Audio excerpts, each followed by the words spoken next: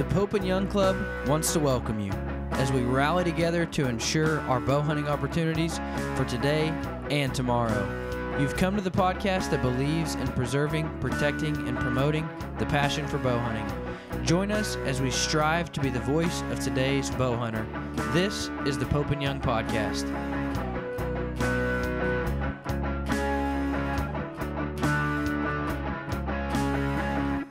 All right, guys, welcome to another episode of the Pope and Young Podcast. We are joined today by another one of our fantastic corporate partners, longtime supporters. We've got Jim Winjum from Kenetrek Boots. Jim, how are you, man? Very good. Thank you. Now, you are not only a corporate partner of Pope and Young, but you are personally a supporter of Pope and Young. Tim tells me that Jim is quite the hunter. Quite the successful hunter, if I will. So I'm excited to dive into this. But before we do, give us an introduction to yourself and to Kenetrek. Yeah, basically, I'm kind of a Montana kid. Lived here all my life. Went to school at Montana State University in mechanical engineering, and then promptly went to work for a boot company, which doesn't really jive. There's nowhere that I got specific training for that, but I worked for the company, the Schnee's Boot Company, which we primarily did the rubber bottom pack boots. And I basically spent a whole career there. When I took the job, it was like, oh yeah, I'm only doing this for, a year or 2 years until I, find something in my engineering field. And it was like 18 and a half years later, they ended up selling the company, and I had kind of a partner in one ear and a partner in the other ear, saying they really wanted to, do something on our own. And so it was like, well, if I don't try now, I don't know, when I will. And so we basically, pooled together all of our pennies, and I felt like a base jumper going off of a bridge, And that was in 2005 that we started Kenetrek. And so we've always been a hunting boot company, and one of my partners is also a hunting partner as well. That's Bob Scher. And he's been, a strong supporter as well, and avid. I mean, we, from Montana as well. And we've bird hunted and big game hunted and archery hunted, pretty much ever since high school. So, and we're getting a little long in the tooth now. So that's a long time. So when Kenetrek first came out, you jump ship, kind of make a massive commitment, find a partner, and usually people jump ship for one of three reasons. Tired of this company, I can build a better product, or two, I'm going through a midlife crisis. Or three, I mean. Sure. Let's see. I'm not sure. Should I rank those? Probably a little bit of all of them. Out west, Schnee's has got a big name out west still, and I remember it kind of falls in line with, some other key things. A lot of big advancements in hunting, thanks to maybe the internet and video and digital media. But that mid 90s to mid 2000s, there were a lot of companies that showed up on the market with new products. And it's interesting to me to see 18 years later, what has fallen off and what has stuck and what has gotten better. Right. I think one of the most classic questions on the internet or amongst guys at the fire, around at elk camp, around the fire, next to what's the best caliber in the world to hunt elk with, is what's your favorite boot? What made you decide that Kenetrek, that boot, and what you've designed needed to be out there? What about it is different, better, or needed by the industry? Well, back then, there basically was very few European boots in the market. Danner was probably, one of the dominant companies, and then Cabela's, at that time, was the other, what I'd call, in the category of mountain boot, mountain hunting type boot. And so me, I've always been an avid sheep hunter, and my one partner as well. I mean, we've both achieved rifle grand slams, and then I went on and achieved an archery grand slam as well, just because the rifle wasn't hard enough, right? So, so it's like, I mean, you talk about an exercise in futility. That's going after sheep with a bow. I mean, it's just a pretty crazy activity. But anyway, I also have bad feet, and I'm a taller guy and not the most athletic or coordinated person in the world, so for me to have really good footwear became vitally important. And I can remember, like I kind of tell the story of the founding of Kenetrek. I was on a Dall sheep hunt in the Northwest Territories, and my feet had blistered so poorly, and I was wearing good boots at that time. They were made by Vask, and they were actually made in Italy, and it was one of the best boots that were available on the market, and I had access to all of them. Of course, working for Schnees, and my feet blistered so bad that they were to the point of gashes, and it was a difficult hunt, and it was a wet hunt, and we're backpacking and doing 10 plus miles a day for 10 days, and my feet just literally broke down. I mean, to the point of tears. And so that was a pretty strong motivator. And then to come back to the base camp, and it's those same conversations. Everybody's talking about, well, how their boots failed them, and there's just got to be a better way, and why can't somebody come up with something that's that's superior? And a lot of those same conversations are being had today. I mean, I think a large part of the problem is that guides are one thing. They have kind of a different need, and hunters have a different need as well. Like for me, most of my time is spent sitting at this desk that I'm talking to you, right now. And for me to then all of a sudden throw a 80-pound pack on my back and decide that, okay, I'm going to be able to cover 10 miles a day in the mountains. I mean, that's kind of a recipe for disaster. Yeah, it absolutely is. And the thing is, your feet aren't tough. Your mind isn't tough. Your body isn't tough. And so that's kind of a motivating factor. But I knew that there had to be a better way. And with my engineering background, and then I'm a bit of a perfectionist as well. And so all the way along, I recognized that there was a niche in the marketplace that was not being fully covered. And that was for the mountain hunter. Like if you look at it in the European sense, our boots would be called more of an approach boot. They're not a full mountaineering boot. They're much more comfortable, much more flexible than the old stiff, crampon compatible, almost like the plastic boots. Do you remember the trend of plastic boots back in the 80s and early 90s? And those boots are so stiff that they just aren't a realistic solution. Maybe for a guy that learns how to walk in them, wears them, every day, that can be a wonderful solution for them. But for the average hunter to go out, that's almost an impossible solution. So what we've really tried to do is develop a boot that provides, incredible support, but then is also light and light in weight. Like the whole Kuiu trend or the Sitka trend. To have modern materials that are lighter in weight than the old wool, of previous generations.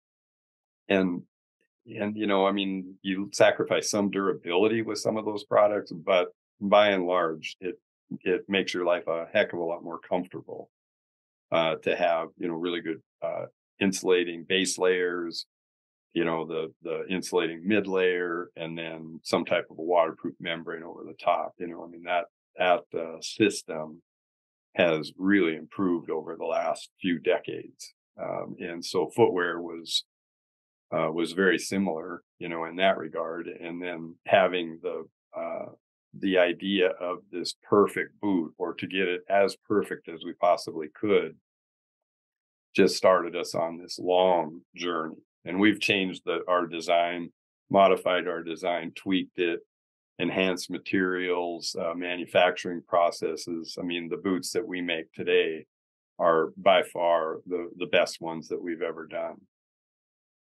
Now, I will say, and this is a disclaimer, Dylan and I have no idea what you mean when you say diehard sheep fan. It's kind of like a fairy tale for us.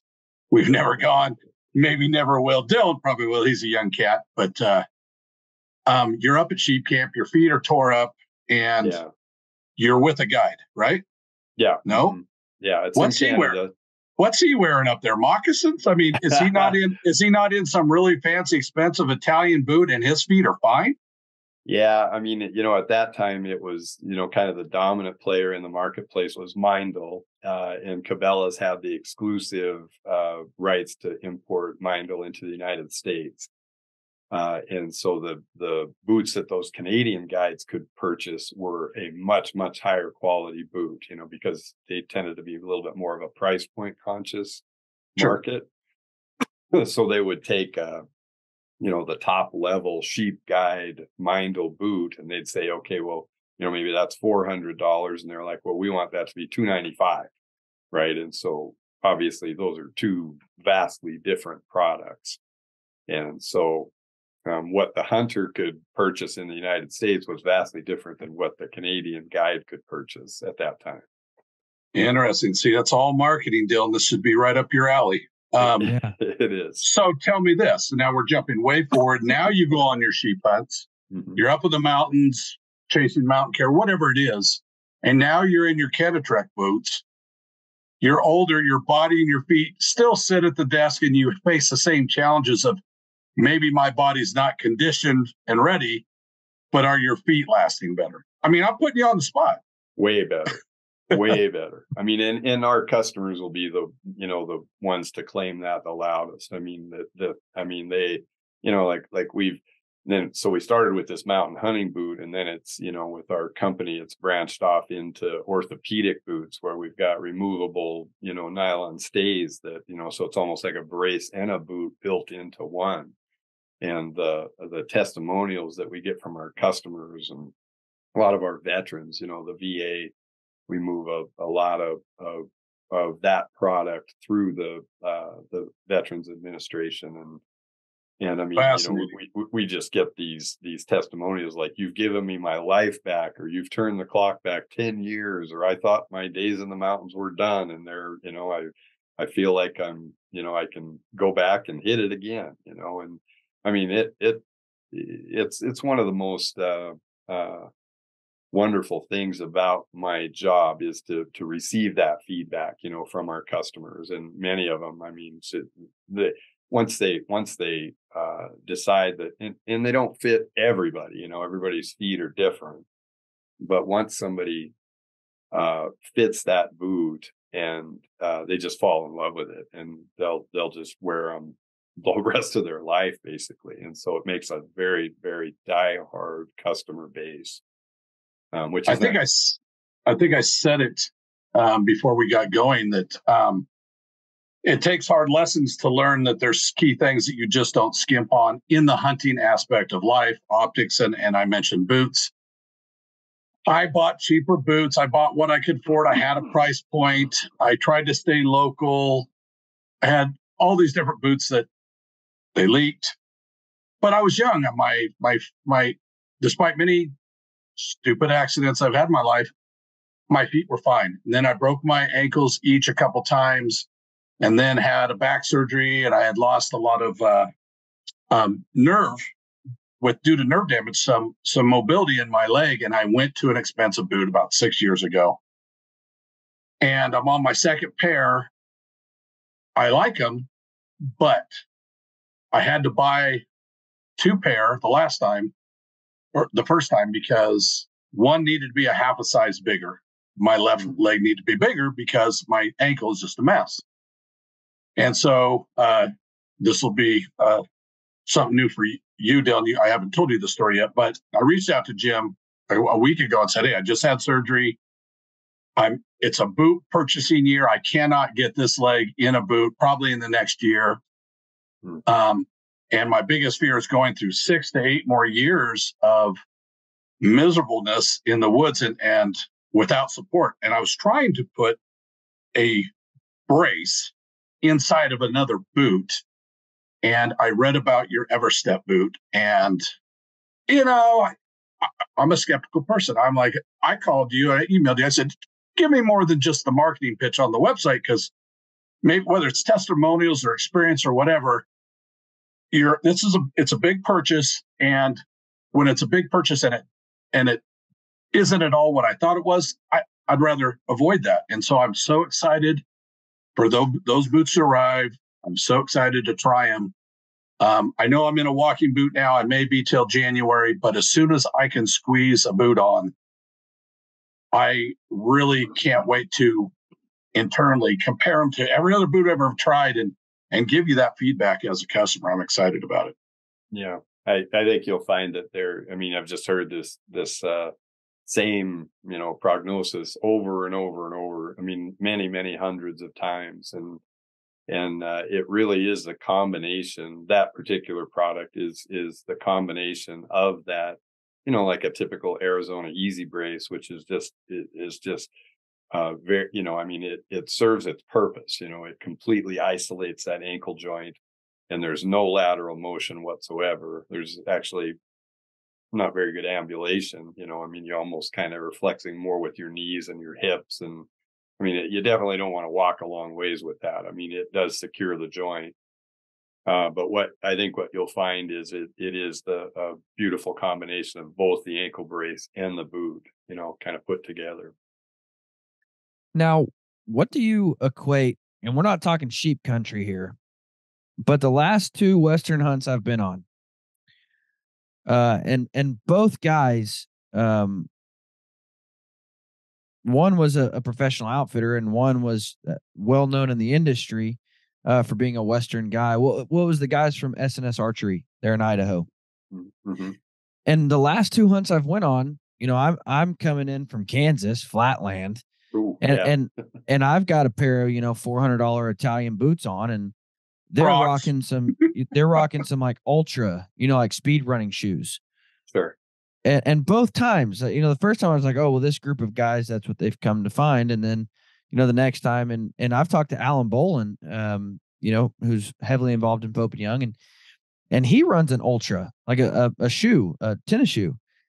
And I can't wrap my head around that, but it seems like that's kind of on the rage of like fast pace, just, a running shoe for hunting out west. Yeah. There is different schools of thought. Like I liken that to, I don't know if you remember the Olympic trend of barefoot runners. Yeah. Remember that at all? The same kind of silly nonsense going on there, right? Very trendy, super fast. There's no question. It's super light, super fast. But as far as ankle, and as far, Tim, as far as blowing out your ankle, you throw weight on your back. That's one of my biggest fears is, packing off of a mountain and you've got 80 or 100 pounds on your back and you do one misstep. That shoe's complete. There's no way that shoe, that ultralight shoe, can perform and keep you safe. There's no physical possibility. Or if you go sheep hunting, to the Northwest Territories, you can get away with that with elk hunting or super light pack, like just like I'm talking about, your lunch and rain gear or something on your back. To where, you're fast and you're skilled. And the other thing is some people have incredibly strong ankles, and that's a big part of it as well.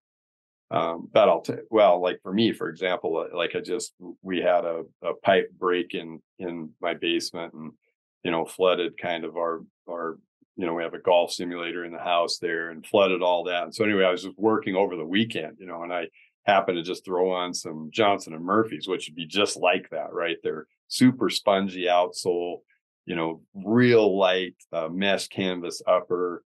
And I'm thinking, those will be great, because I'm up and down and they're light and, spongy and stuff. My feet hurt so bad by the end of that, climbing a ladder, which is similar to walking around on the rock pile, right? I mean, I was just like, oh my gosh, what did I do to myself? Just one day of on your feet all day long, and I'm carrying stuff and I'm lifting stuff and, putting sheetrock up and, a lot of the things that are similar to what you would experience on a mountain hunt. And I'm telling you, my feet were in agony. I could feel it in my arches, climbing up and down the ladder. I mean, so two different schools of thought, definitely. But I will tell you that's a major sin of youth. I will It tell you is. that. I look at as a kid, I ran around in Stan Smiths, and then Yep. after football practice, I wore my what we called turf shoes back then. You wouldn't wear them on turf today, but they weren't grass cleats. They were more of a rubber air bob style football shoe. So we'd go right from practice, and I hunted in those. I can't tell you for how many years, all through college, and I loved the mobility. My ankles were strong. They were light. I could feel the rocks. I was quieter, and I dream back to those days where Yeah.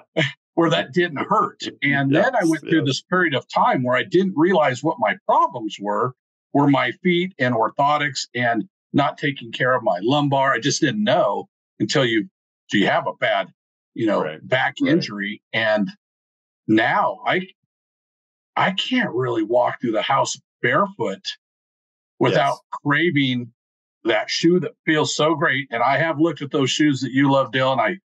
I'm saving up money for them, but Dylan has a pair of shoes that he just swears by. But just as you get older, maybe it's not as you get older, but for me, as I've gotten older, needing that orthotic, that support, and now with this one particular leg, and you don't want to go tennis shoe boots, so you wear them both, having this one ankle that just needs so much support. In Idaho, I killed a bull in a hole, and then I thought I was going to motorcycle down this trail to it, blowdowns everywhere, wrecked the motorcycle. My buddy has to spend 2 days MacGyvering getting it out. So now I'm packing the whole elk out for 3 days. And what you learn with a bad left ankle is you cannot have that foot on the downhill side. You cannot. So you have to pack out right foot down. And if your camp's over here, you're adding on mileage and you fear every step. And I used to laugh at walking sticks. Although I was a cross-country skier for a couple of years, I used to laugh at him. Dude, if I didn't have walking sticks to pack out, it wouldn't come out. It just wouldn't. And lose some weight, Tim. And now that I have a reconstructed ankle, maybe that'll be better. But having a boot at a price point, I get the marketing of that, but building a product that's needed, I've just always sort of laughed at products that I go, man, if it just did this, and I'm not just talking boots, I'm talking a lot of different things. If it was just this, and I think that's how so many new products in the last 2 decades in the hunting industry are made, because somebody said, I want something that does this, I want it better. And I don't know why I've noticed such a flux, but again, I'm excited to try these boots. Kenetrek isn't just a boot company. There's other products, right? Right. I memean, we sell obviously a lot of accessories. We sell gaiters. We've sold those for many, many years, and socks, to accompany the boots, and waterproofing. But then we also sell consumer direct, because we have a pretty robust, we sell to a lot of dealers, over 500 dealers in the U.S., in Canada. But a lot of the dealers carry, maybe 3 boots. Some of them carry the whole entire line, which now is approaching 30 different styles. We have steel toes and wildland fire boots, and very specific products for very specific needs that we've grown into over the years.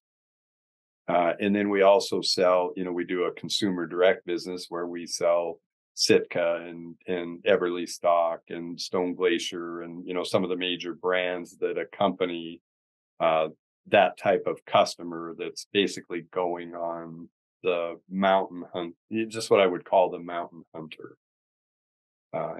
Pairing those types of products together, that's great. And they're all products that I've used myself, that have kind of gone through the tests of time. It's not like we're doing flashy new things. I mean, I try to make certain that I've tried everything out and they're totally legit. because a lot of times it's my reputation on the line as well. Like I don't want to just sell somebody something and have it fail. It's like I want to say, hey, this is the very best game bag that I've ever used, and so then we'll offer that. Awesome. So Kenetrek is in Montana. Where at Montana are you? How many employees are? We're in Bozeman, with Bozeman. all of the other outdoor companies, the little mega little outdoor empire over here. Yeah, no kidding. One bad glass of water and the whole industry's gone. Yeah. Yeah. So how big a place? How big's the facility? How many employees? What's it? How's it all run? We're out to the west of town. So we're ironically, we're right behind Sims, the big fly fishing wader company, where they're our neighbors. So we're right behind them to the west of town. We have 22 to 25 employees, and that's not counting independent sales reps and things like that, and a lot of pro staff that does shows. The shows have been a real important part of our marketing. You take pictures of a boot and you throw 4 or 5 different boots together. Well, it's very hard for the consumer to look and say, well, what's different about them? And so by us going out, and we actually take a fitting stock, and so that we actually can go out and spend some time with our customers and have them actually try on the boots, so that they get the precision of having an expert fit them, and then to also have an understanding for what this boot feels like, how to fit it properly, and what they can expect. And that has made a huge difference to our business. I can't tell you how many tens of thousands of pairs of boots I've tried on, our customers over the years. So a guy could drive through Montana, go, oh, I'm in Bozeman. I could swing in and I don't even know about factory tour, but he could get a custom fit right there. Yeah. Understand his foot better and how it relates to the Kenetrek boot. Yeah. And we really try to train our people, it's like it's one of the best customer services that we can do, is to train our folks so that they're very knowledgeable. They all wear the product. They really understand it. And they have, a lot of experience versus, anywhere else. It's like they've dealt with many, many, many customers over the years. Sure. Well, before we jump to Pope and Young and archery hunting, because that's what we're all about, I will say that my physical therapist that I'm going to today, he is excited to see and hear about this boot. Yes. Once I get it, he deals with customers. Can you even imagine the number of ankles that go through a Bend, Oregon-sized physical therapy operation, and they're looking for a boot as well. So many people in this town hike that hopefully they will love it as well, and I'll let you know how that goes. Now jumping to Pope and Young, one of the things I was telling Dylan about, I said, not just Kenetrek, but Dylan and I, when we sit around and drink pop at shows, we're like, hey, the big 29, we're never going to achieve that. You can't even hunt Quebec Labrador anymore. But he said, Dylan asked me, so how many people have achieved the 29? I had to do some research, and I started going through some names and how many people have taken this animal and this animal and this animal. And it's surprising how little the number really is as far as Pope and Young accepted. Is it 12? It's under 20. And I think Jim's on his way, but I can't remember if you got a Quebec or not. I do, yeah. Yeah, well, I was able to get in there before they shut that down. I know you're at 12 species right now. I checked the other day that have qualified and been accepted for Boone and Crockett. You may have killed other species that maybe didn't qualify for Boone and Crockett, and I haven't obviously looked you up in Pope and Young. I haven't looked you up in Boone and Crockett yet, but how's that going? Was that a quest? Was that the goal, or was it, hey, I just love sheep and now I'm going to be up here doing caribou? And it's just, living in Montana, was really a huge advantage. Maybe, Alaska probably has a bit of an edge, but we have a lot of species in Montana. And, one thing, I don't know, I just grew up hunting and started as a rifle hunter, obviously, and a, bird hunter, waterfowl hunter. And then I started bow hunting. I think I started when I was 14 years old. So I've been a bow hunter for a long time, old bracket compound bow that is just That goes amazing. kawang when Yeah, you shoot it. yeah, exactly. Steel cables with big metal teardrops on them, I mean, just, I've been doing it for a long time, and just one thing led to another. And my love for bow hunting is like I jokingly say that, every time I bow hunt, I wish I had a rifle, because it's so frustrating and difficult to get close. But there's nothing quite like it. I mean, as far as the challenge, the experience, the fulfillment. I mean, there's some years I was just talking to a friend of mine yesterday, as a matter of fact, and he was asking me like, well, what is your measure of success? Do you have to kill an animal? Do you have to be successful with a harvest? And I'm like, there's some years that I don't even draw my bow. I mean, in a hunting situation, I mean, like, you just literally, like, you may put an arrow on the string, but you never have an opportunity to draw. But sometimes those are my most successful years, because you're in that zone with the animals. And like I say, I've been hunting for a long time, and my experiences are just all over the board. I mean, I've had elk slobber on me, and I mean, just ridiculous close encounters that you would never get to experience, in rifle hunting, because, you're going to take the first reasonable shot or successful shot that you can. And with the bow, I can remember Dall sheep hunting, and we had this was again in the Northwest Territories, and had a wonderful ram, and he's at 100 yards away. I mean, like, with my rifle, I could shoot him in the eye, I mean, like, you're done with that hunt. He has no idea that we're there. And with a bow, he might as well be on the moon, right? I mean, you haven't Right. even started, right? Yeah. And we're stuck, and there's nothing that we could do. And it's just like, oh, this is so difficult. I mean, the difficulty is exponentially harder, with a bow. But again, that fulfillment is a lot better, when it does happen. And all of the close encounters too.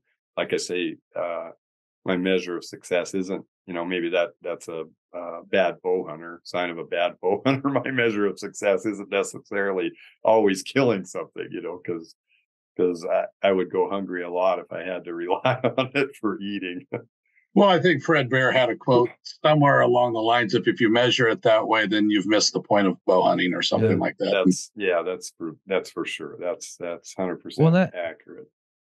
that ideology is exactly what, rifle hunters don't get. Like, they don't understand. And I grew up in southern Arkansas, where duck hunting is king. Yeah. And they don't get it. They're like, well, I can shoot 6 birds every morning, and you're going to hopefully kill 1 deer a year. Like, that just doesn't add up for them. Sure. Yeah. But man, to do it, you got to be wired a little different. You got to be just, a little bit dumb, to be honest. But it just takes that grit. Like, it takes that determination, and that, what, it is going to suck. And I might drive, 2,400 miles and spend 10 days away from home and hike 46 miles to not shoot an animal. But I'm going to have a whole lot of fun, Oh yeah. It's just a different ideology. And so it's not, you said you think that's the measure of a bad bow hunter. That's the measure of a bow hunter that is doing it for the right reasons. Mm-hmm. In my opinion. If somebody says, man, I just want to kill a lot of animals, well, then bow hunting's not for you. It's just not. Right. Man, I just want to kill a new world record. Then don't try it with a bow. Like, that's, Yeah. Yeah. So like I would say it's the measure of somebody doing it for the right reasons, not the opposite. Yeah, I shot a Eastern Canada moose in Newfoundland this last fall, and my guy Daniel, was behind me, and there was a bull that, he had gone up and bedded up on this top, and there was this horrible plant called tuckamore. I think that's what they call it. Anyway, it's the most god awful, I mean, shin tangle, evergreen. You can't even walk through it, and I'm like, well, he's just up above. Can I take off my boots and try to slide through. He's like, you'll never get through it. You cannot walk Don't through take your that. boots off. Yeah, it's just like you'll never be able to get through it because he's up above. And he says, I think if we get close enough and I stay back a couple hundred yards, I'll try to scrape and get that bull to come in. And anyway, long story short, it worked like magic, and I kind of intercepted in between, and that bull was came down. And the only time I could hear him coming through that stuff was when he would stop to rake. And anyway, long story short, he ended up, I finally saw him at 5 yards in front of me. Oh my gosh. And I'm like, too close, too close. And You mean a bull moose at 5 yards? You didn't see him till 5 yards. What kind of jungle are you in? Oh, it's a terrible jungle. And I'm on the outside of it, you know, and I only see his horn tips, right? Because he's kind of down in a little hollow. And I see these horn tips, and he's 5 yards away. And I'm just like, too close, too close. And so I'm like trying to sidestep to gain a little distance, you know, because he's going to come right on top of me. And anyway, he finally comes out, and his eyes are rolled back in his head, and he's rocking, and the poor guide's out there, you know, trying to act like a bull, and he has no cover at all. And I, you know, I drew back, and it was broadside, and I shot that bull through the top of the heart at 12 yards broadside. And I mean, a moose broadside at 12, that's a big target. Even I couldn't miss that. And my arrow goes right through him, and he didn't even respond. He didn't even look at me or anything. He just, his eyes were rolled back, and he's just going to kill that guide.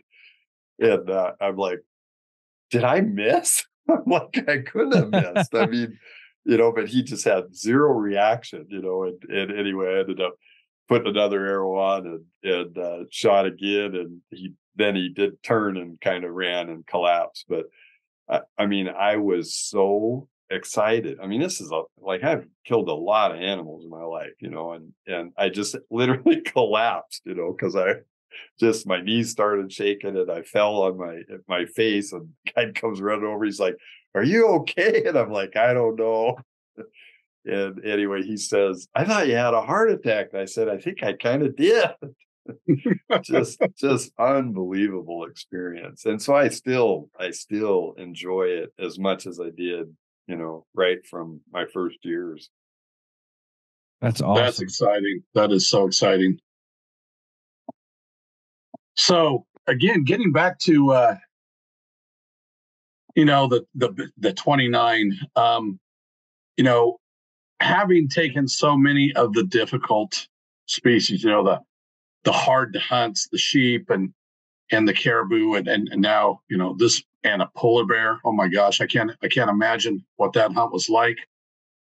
What do you find that any of those hunts, when you come back home and now you've just got a lowly Montana elk tag, or you're going to go whitetail hunting in the Milk River or something like that, do you find that any of those extreme hunts take away any of your love affair with the thing that you grew up on? I mean, where did you grow up on elk and mule deer in that area? Yeah. Yeah. And pronghorn. I mean, you know, from Montana, we've done a lot of that, but I don't know. I, you know, my favorite hunt, I always say, is the next one, you know, and so it's that anticipation. And like, I have a hunt in Kansas booked next year, you know, which I absolutely love, you know, sitting in a tree stand. Actually next week, I'm going to Arizona for a try for a coos deer, you know, and I got a buddy there that's, you know, he says, I found a tree. It's one tree on the whole entire ranch. So he says, don't complain about how crooked it is. So I'm like, oh boy, I'll be like at a 40-degree angle. I'm like, okay, I might be taking a tree saddle for that one. But yeah. Anyway, I anticipate that as well. And so I like I say, I've been around a long time, and I never really thought about I think every bow hunter kind of in the back of their mind, maybe deep, you know, has you know, that idea that someday they'd like to go and pursue a different species. And with me, it, you know, started with the sheep, and, you know, like I say, I achieved a grand slam with a rifle. And then I was like, oh, wow, I got two of these with a bow. And so then one thing led to another. And I found that, okay, I achieved that. And then once I had that, I was kind of like, I've got quite a few on this list, of all, after Chuck Adams kind of started that whole nonsense of the super slam. Blame it on Chuck. Yeah, exactly. It's like one thing has kind of led to another, and to me, it's like, well, there's the species, but then it's really important to me to get it with archery, would be kind of the second level. And then the third final level to me is Pope and Young, to have a Pope and Young qualifying animal, and that's really quite something. And so, I don't know, it just gives you goals. I don't know whether I'll ever achieve it or not, but it kind of gives me a direction. And so now I find myself like this last year, I took 3 species. I took the Canada moose, the woodland caribou, and the central barren ground caribou. I mean, nice. Because I had these hunts all jammed up because of COVID, right? And then they all come at once, and I'm just like, oh my gosh, I'm just exhausted. I don't feel sorry for you. I don't either. I sat here with a broken ankle. I'll trade you any day. we're not gonna sit here and feel sorry for you. I'm sorry. The sympathy card's not in the mail. Yeah. So I have left at this point in time. I have basically only 4 left as far as the species, with the bow goes, and that's the 2 bears, the brown bear, grizzly, the Thule elk, and the Coues deer. So that's really the only 4 that I have left. Now there's always upgrades, right? Sure. You of course want to go back and try to achieve Pope and Young with all of them, but yeah, I've had some incredible drawing luck, and both drawing permits and winning hunts, and just ridiculous. I think I'm definitely the luckiest hunter that I've ever heard of. I think I'm at somewhere around 30 hunts that I've won or drawn that I would call once in a lifetime hunts. Oh my God, I'm at 0. It's ridiculous. It's and my wife says you need to quit, putting in for any of these drawings because you're giving Kenetrek a bad name. You can start writing my name down though if you want. Yeah. I made the mistake of like you just said, and hopefully it didn't jinx you. I made the mistake in June or July. I told this on the podcast yesterday that I was talking with somebody about broken bones. I said, well, I've never broken my leg, and I broke my ankle before, but I broke my leg and my ankle this time. So now my new thing is I've never won the lottery.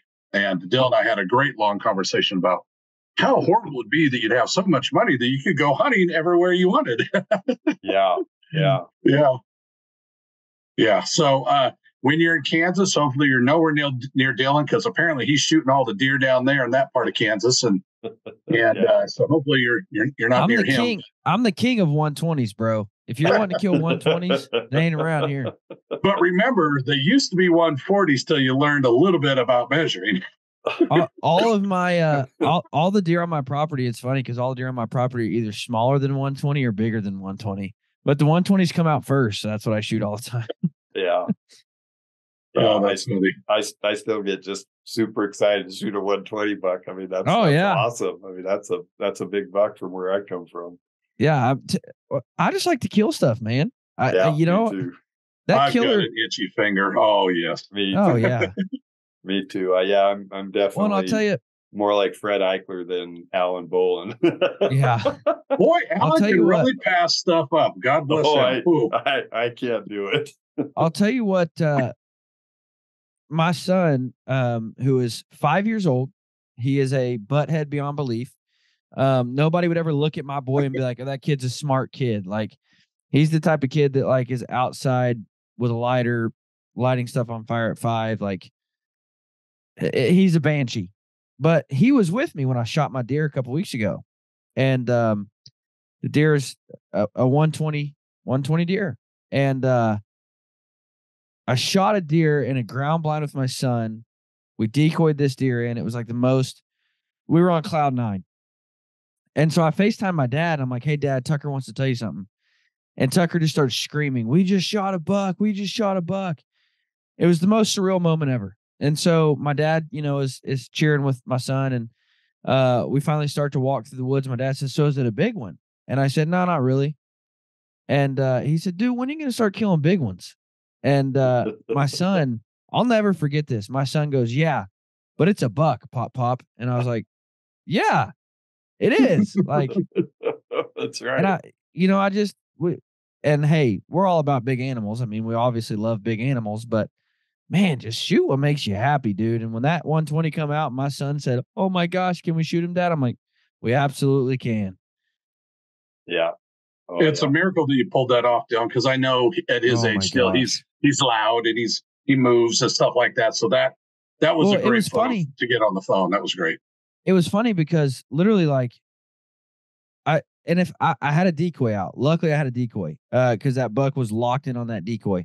Because we're in a ground bond, we're ground level with this deer, and he came out about 125 yards, and I said, "Bub, look, there's a buck out there."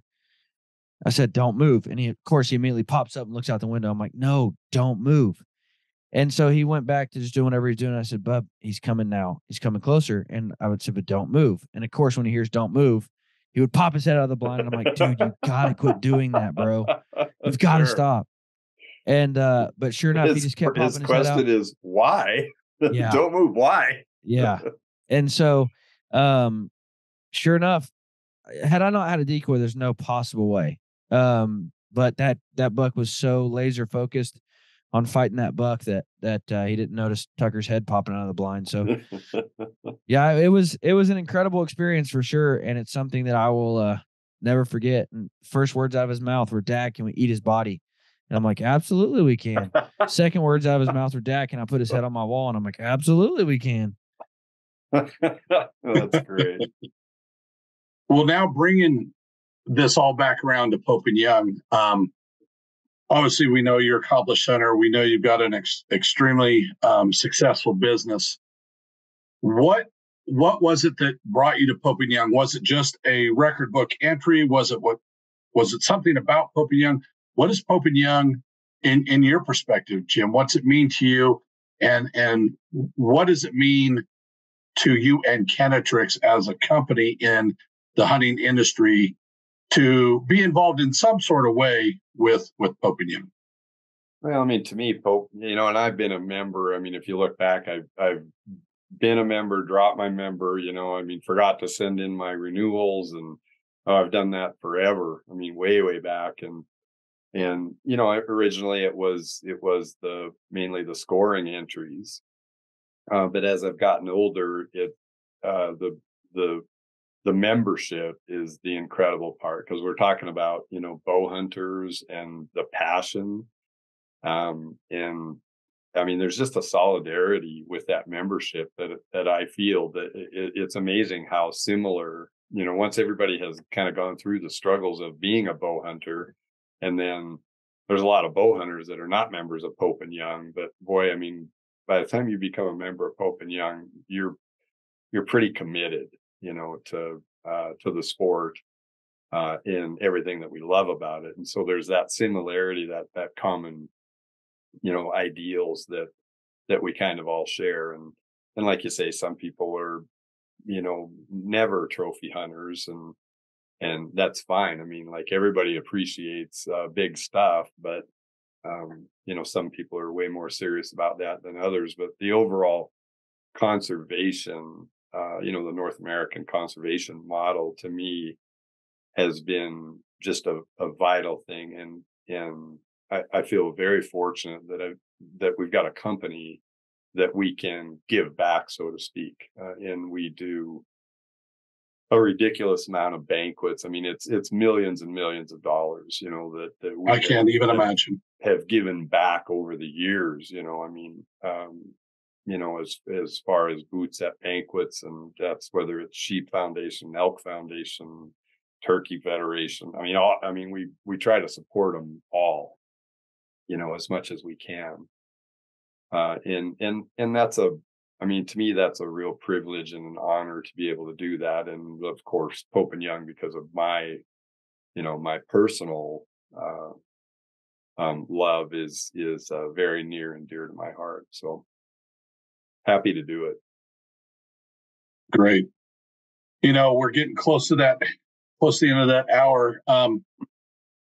I don't always ask the question near the end here, but by gosh, our last podcast, it kind of drummed up something I'm going to ask everybody, because I don't know if I walk with my head down in the woods or what it is, but we got on the topic of finding strange things in the woods. Maybe you pick things up. I pick up rocks from wherever I go. There's something about that rock look cool, put it in my pocket, and I hang on to it. I get home, put it in a jar. It's weird. And no I wonder found your pack's so heavy when you get back. It ain't because you got meat in the pack. That's why you blew your ankle. I'm just working out. Yeah. But I've also found some odd things out in the woods. We were talking about this backbone, the steel backbone of a knife that I found one time. And then the other weird thing that kind of draws me to this next question is that for some reason, I keep track of how many Mylar balloons I find during a hunting season. And that means, like just January 1 to December 31st. What's the weirdest thing you've ever found? And it doesn't have to be a balloon, What's the weirdest thing, you've ever found when you're on a hunt that you either remember or that you picked up? I've actually got two things that are that I found on the same hunt, which I thought were pretty interesting. And the first one was, this was in New Mexico, and I was hunting for Barbary sheep. And so I found a white, I can't remember what the substance is, but an old native arrowhead, right? Wow. Like way out in the desert. And it was it's the regular flake, like a lot of times you see the darker ones, but this one's like bone white. And so I'm not sure exactly what that rock is. And just the tip was broken off a little bit, and no, nothing left. So this is really, really old. And then within a few feet of that, I found a 50 caliber casing that had been out there forever. I mean, it was like black. It's so tarnished. And I actually looked at that and I thought, who in their bright mind would be carrying a 50 caliber out here? It makes no sense. And so I actually talked to my brother, or my son-in-law, and he said, you can look at the back of that casing and find out where that came from. And I looked it up, and sure enough, it was 1941, came out of I can't remember what it was, a B-52, I think. Yep. And they were doing bombing runs, coming out of the base in Texas before World War II. And the reason I looked at it is because it had like a mar on the bottom of the casing. And I'm trying to picture what in the world would have happened, to cause that. And then I'm thinking, I'll bet it came out of an airplane. And sure enough, you're able to, it was produced in 1941 in, cool. One of 5 million shells, and I thought, how ironic, found those two within 100 yards of each other in the middle really of the cool. New Mexico desert there. That's really cool. We just had a similar topic discussion on the last podcast. Really? Yeah, I found one out hunting antelope in Oregon. I'm like, but I thought it was a little bigger than 50 cal. And after I did some research, I found a guy that said, oh, yeah, we find lots of them. Klamath Air Force Base, they used to come out and train. Sure. Yeah. And they were shooting antelope with these guns. I'm like, no wonder we don't have any antelope. Yeah. So another question that we ask, and we've asked every guest that's ever come on the show, what's one non-traditional hunting item that you always have with you when you're hunting? Not a knife or binoculars or a bow, but what's one non-traditional hunting item that you always find yourself with? Or at least an item that you take hunting. I would have to say merino socks. Does that count? I love my merino wool socks. Sure. I actually, fun fact, I have not worn. It started off. I did a write up for a company that made merino wool socks, and they wanted me to go 30 days with wearing nothing but merino for the gym, for work, church. I mean, everything. And so I said, sure, yeah, why not? And that was 2.5 years ago, and I've never taken those socks off yet. I've not put, I've not put a pair of cotton on my feet in 2.5 years. It's been nothing but merino all the time. Yeah, it's unbelievable. Yeah, it makes a massive difference. Oh yeah. Well, Jim, thank you so much for coming on, man. We appreciate you. We appreciate your support of the Pope and Young Club. We appreciate Kenetrek. and everything that you guys do for us in your partnership. So thank you so much for coming on. Guys, thank you for listening. You guys have a fantastic week.